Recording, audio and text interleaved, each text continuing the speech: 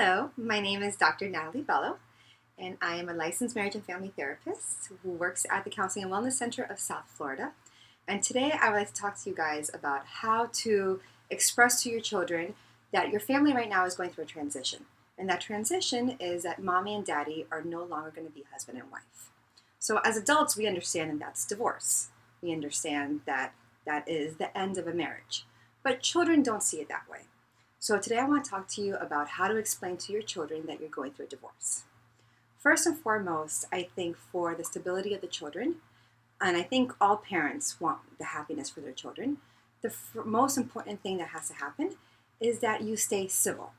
So before you even talk to your children, you have to talk to your spouse or to your ex-spouse and make the agreement that for the kids' stability and well-being, you're willing to stay civil as co-parents.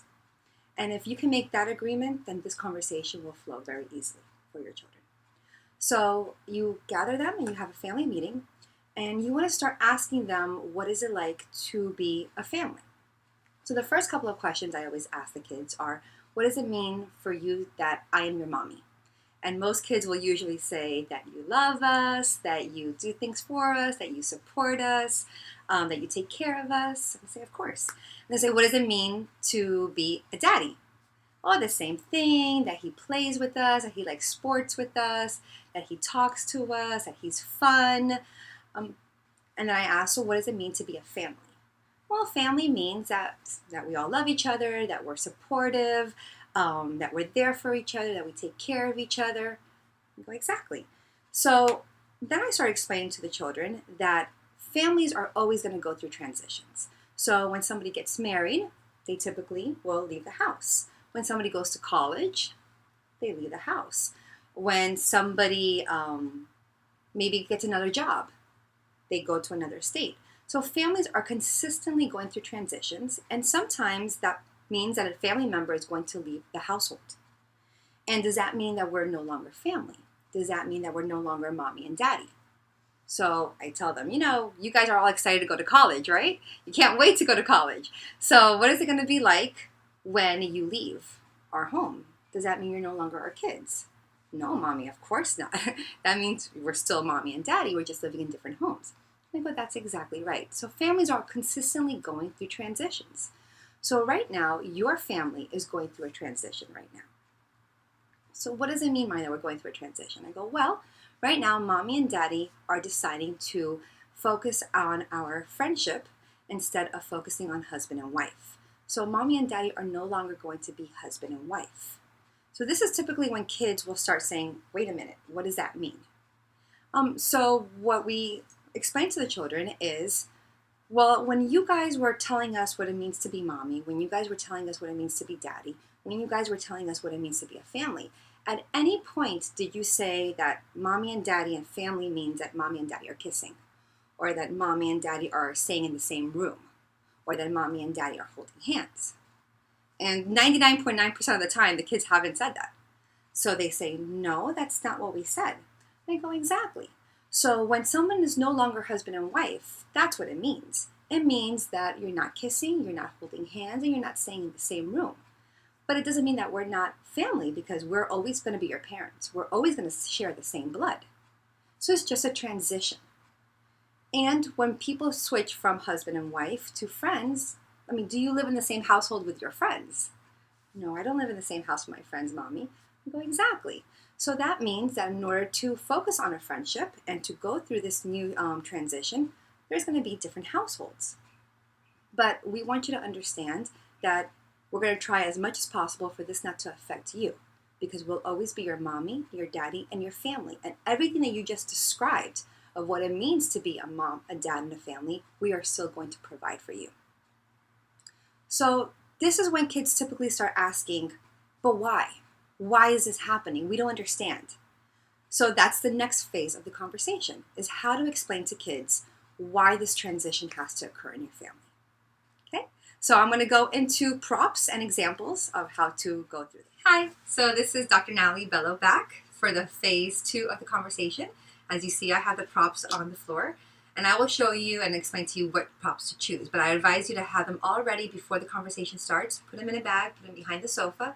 So they're all prepared and ready to go when you need to talk to your kids.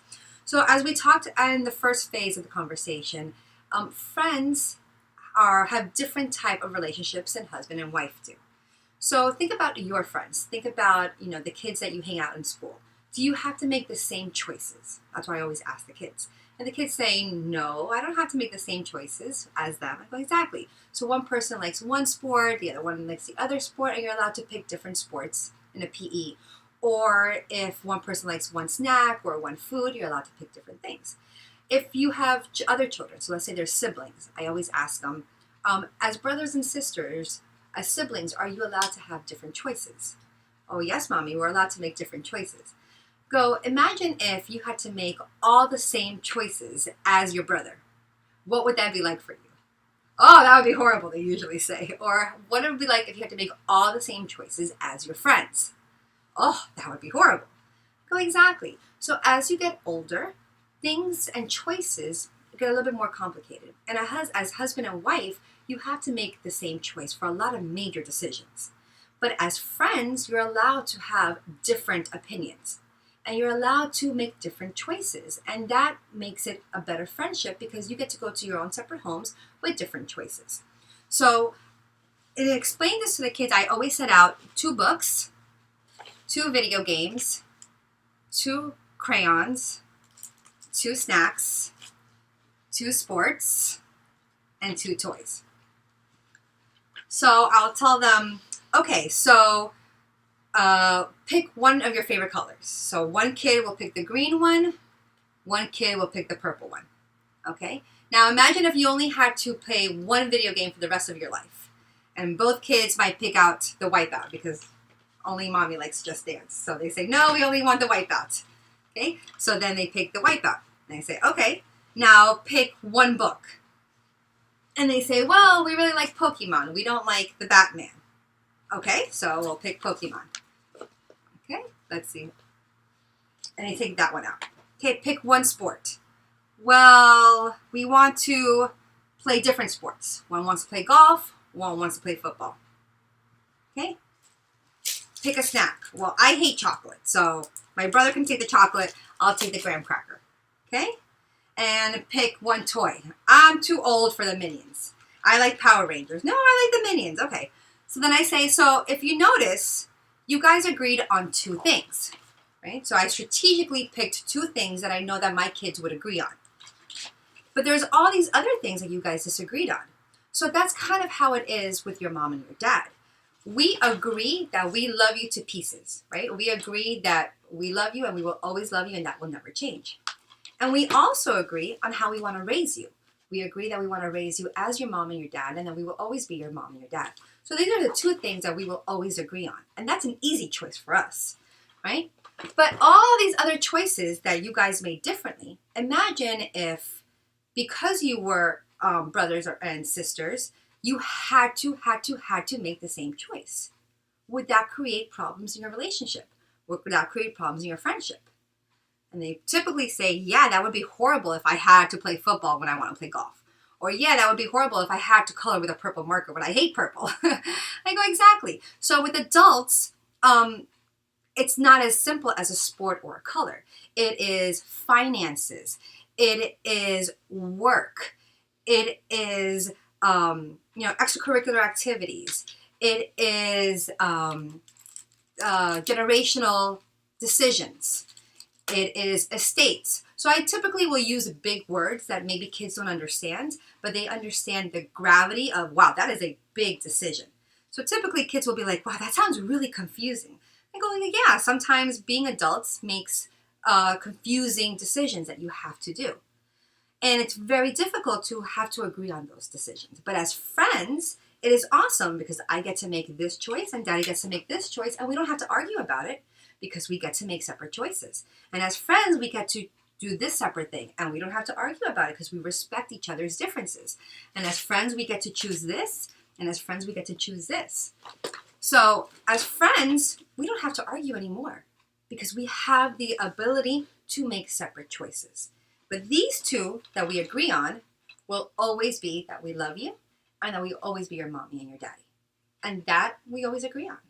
So It is a very simple way of explaining kids that life is full of complicated decisions, and sometimes you have to go through a family transition and a change in your relationship and how you describe your relationship in order to have peace and in order to be the best parents that you possibly can be. So I advise you guys to talk to your children that by focusing on these two things that we always agree on, which is love and parenting, we're going to be the best parents possible because we no longer have to argue over this. And if you have any questions or if you have any concerns, please feel free to call the Counseling and Wellness Center of South Florida to talk to us about any other issues that you may have or any concerns or questions that you might have about co-parenting. Thank you very much.